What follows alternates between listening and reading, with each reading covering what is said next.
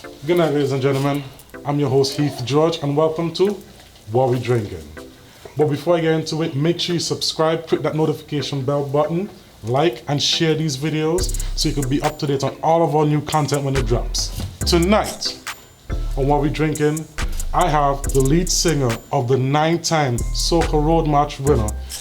This band has traveled to many places such as Atlanta, Miami, New York, Tortola, Anguilla, with hit songs such as I Love My Wifey, Stop, Left, Right, Stop, Walk Up. Please join me and welcome the artist and the singer, Malvern V. Gums.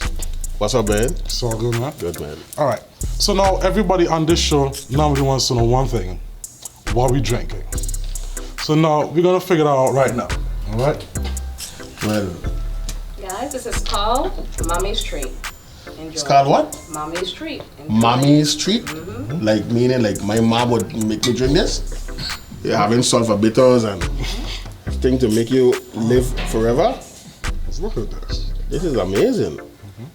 What is it called? Mommy's Treat. Well, the first thing I'm going to eat is orange. But you are custom and you dip it in? I dip, and then I pull the whole thing. This is really nice, actually. Has a Let me nice try little this sweet sour pang to it. And the word you said was treat? Mommy's excitement. I think. Man, this is good. Nice. All right. So, let's get into the conversation. Now, last year, it was 2019, you guys came up with a trending song, Wifey. Now, I want to know this question. I think everybody's kind of curious as well. Do you, or anyone you know, is currently has a wifey and a sighting too? Me, if I do, no, I don't. I don't have a wifey. And I'll just leave it as that. I don't have a wifey. All right, that's perfectly fine. But what we do know is that there's a lot of people out there that do. And I think too many times people listen to a song and it's more about the art, but they take it a bit too literal. Correct. Would you agree? I definitely agree. Now, what I see to be the problem is, there's a lot of guys that will go out there. Now, you personally, you don't have any side chick, as you just said, right? Right. And they might say, you know what, I want to follow Malvern, and they've been with their wife for so many years, and what do? Go and get a side chick. Well, I know what happened right after that. Problems. Now, you see, if you cannot afford to have a side chick, I really believe that you should. Now, what I'm trying to really figure out, or what am I trying to find out from you, is what do you want to tell people out there that really take their time to really take the artist's word literal versus focusing on the art versus the music? man, that question is so filled with a whole hour conversation, because I've basically lived my entire career having to battle this. And I say that to say, I've been teaching for the past 23 years now, and I've been an artist for the past, so I graduated 1995 with 25 years. Right. So I've been on the music trail for all that time. And of course you get categorized by what you sing, you know, how you portray yourself and stuff like that. So being that some of the songs that I write could be controversial, for lack of a better word, you get pinned to that. And I did a song in 2012. It was Relationship Gone Bad. And everybody was like, "Miss Son, you know, what kind of song?" And you know, it was exciting, because at that point, you know, places like Antigua and St. Kitts and stuff, the song just blew up, right? Like blew up bigger than St. Thomas. Because a lot of people's relationships went bad. A lot of people's relationships went bad. So I just try to write songs that is real. You mightn't like it because you're probably affected by it. Right. But the realness of the content is what I do, or what I try to push forward. And with me now, from my vantage point as being a teacher, they'd be like, "Well, you teaching the people them children and you sing them kind of thing." But I always try to tell people, separate my Malvern as an entertainer and Malvern as a teacher. It's two different entities. You know, I do in two different ways, and that's the key. Some people don't realize that. Just like you have great artists, great producers, and they have relationships, right. but you see them in a video and they probably are in a sex scene.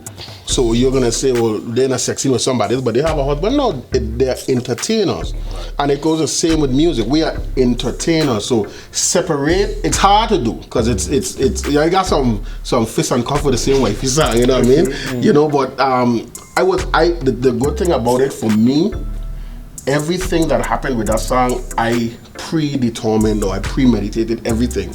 I looked at the good, I looked at the bad, I looked at everything that might happen positively and negatively before. So there is nothing that was said or the good or the bad that surprised me because I already expected it, and I put everything on the table, and it's like it's entertainment. And for that reason, it was the same thing. Those songs I've very much noticed all across the world because at the end of the day, it's relatable. It's relatable. Mm-hmm. Some of you guys have a wifey, and some of you guys have a side thing. It is factual. Like say some of you guys, you know what I mean? It's expensive. But before we continue, let's take a drink because this is good. Who made this again? This is good. Big shout outs to the bartender, bartender Kali. Again, you could follow information right here, following all the social medias. Now, before we get into it, right, I wanted to find out one other thing because I've realized that too many times, especially with artists coming up, they don't technically like to predetermine the songs, and the songs don't have much context. It's all about nothingness really. Especially here in the VI, it seems like it's da da da da da. Walk up. Like, what is that? And what makes you a little different from them? Wow. Well, I can't disagree with you. Mm-hmm. What I will say is, I think how I came up. I first and foremost, I came up in a church. My whole young life was based in singing hymns and the Christian life, and you know what I mean, and listening to those songs that was gospel, but of course at the end of the day was a message. So transitioning over from that, then I started to sing R&B stuff. I was in a singing group called Final Call at first, and then we went into G-Storm, and we went to the Apollo, and we did different things. So of course with singing those songs, those are also messages. Those are a lot of love songs, talking about life, talking about a lot of stuff. So I would say for me, it was instilled in me because that's what I grew up on. Currently, some of the younger musicians, they are so great in producing tracks like the rhythm, and you don't sing nothing, put on a rhythm and you gonna dance because they just have that. I think the problem comes in when you put something on top of it. The time into trying to create a song, with a structure, I think that element of it was lost. Because in the Virgin Islands, a lot of the younger musicians and stuff like that, or backsmen or whatever you want to call them, looked up to some of the other backsmen, but they were backsmen. They weren't. You won't really hear that somebody looking up to an artist, like a penmanship artist, a writer. You don't hear that. You hear everybody looking up to you start from with Daddy Jones, or Boots, or then move up to Swanks and all of that stuff, and come up evolve that way. Right. But you necessarily don't hear the writers, and I think because of that, that's missing in the music because it never was exposed to a good song. Not when I say good song, good structure. Because now you could divert from a structure, right? But you have to know the structure, and I think many don't know the structure. I like that. So, but before we continue, right?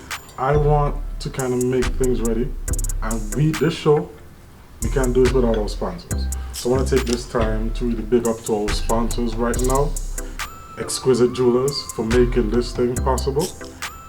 Without them, providing their services and helping us out. Make sure you go up on their website. The link is below. And you could check them out, like them, follow them on Facebook for all the deals that they do have. They do custom jewelry as well as custom pieces, necklaces, anything that you want, they can make it from scratch. So be sure that you do check them out.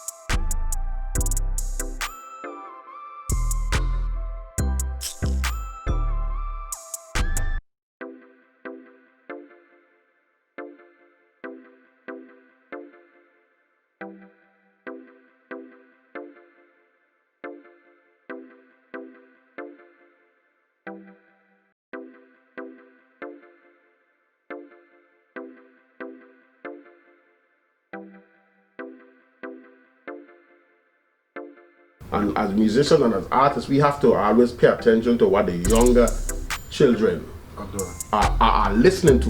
Okay. And if they're listening to it and they're enjoying it, who am I to say that it's not good? Agreed. And to put a pin on that, because there's a promotional company who is also our sponsor. Big shout outs to FetLife Promotions for also sponsoring this episode. And they do a lot of events that are not just catered to older folks, but also to younger folks. So I've been to a few of the events, so I understand the dynamic or what it is. And when you ask most young people why they come out, it's more just fun. Social. It's more just fun. Yeah. Like, they won't go and buy music. Exactly. And even if they went to buy it, ain't the artist owns. So that's why all these artists broke, and they all have to work a government job for the rest of their life. Because even like, say you're a teacher, and I'd say if you wanted to do this full time, you have a capability because you could write songs for people, you could produce music. Besides the producer, nobody else is really valuable in this new generation coming up, which seems to be an issue for me. I don't want to say they're not valuable, because if I look at their social pages versus mine, they are skyrocketed over me. So I would not say they're not valuable. It's who they're valuable to. They're not valuable, and they probably don't cater to my generation or your generation, but they definitely cater to their generation. And just so I might cater to my generation, but don't cater to their generation. But my generation is not as social as their generation. You understand? So it's about now bridging the gap. If you could find material that you could bridge the gap, not necessarily meaning that you just want to do something for the mature folks or the young folks, but bridge the gap and try to bring it in at least one, not everything. One song, two songs, and that's we try to do that, and it don't always work, but.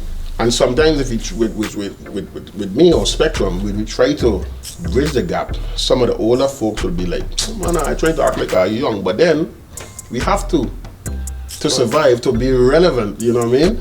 So we have to try to bridge the gap. And I wouldn't, so to answer, I wouldn't really say that it's... But I just see them same older folks that are complaining in the same young people jam. Exactly, but... Mothers will be going with their daughters. Well, again, because it's bridging the gap. It's bridging the gap. I mean, if we had more time, we'll even elaborate on it.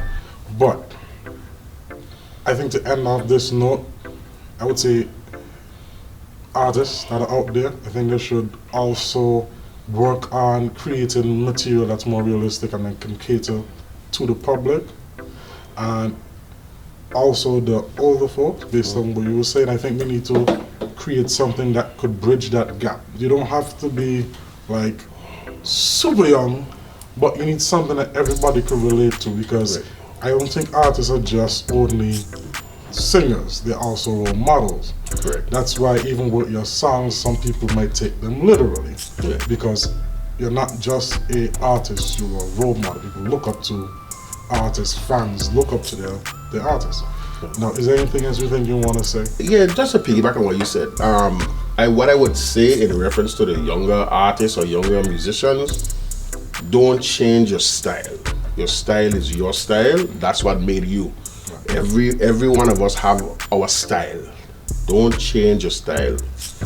But what you can change or improve on is what you put on top of your style. Your lyrical content, the way you structure, that not just don't just say rah rah rah like you say, understand melodies. Listen to older songs. Just don't listen to the lyrics. Some of them listen to the lyrics and some of them listen to the structure melodically. And that way you engage your brain to think different. But the rhythm and the drive, that's new school if you want to ask me. Right. So it's something that me at my age I'll be like, yeah, son, them are bad. I can't do that. Right. So put something else on top of it to keep the virginal music and the virginal culture moving forward. That's what I was saying. Right. Thank you so much for showing up. No problem. All right. And again, see you guys next week. I'm your host Heath George. This is Marvin V Gums. See you guys next time.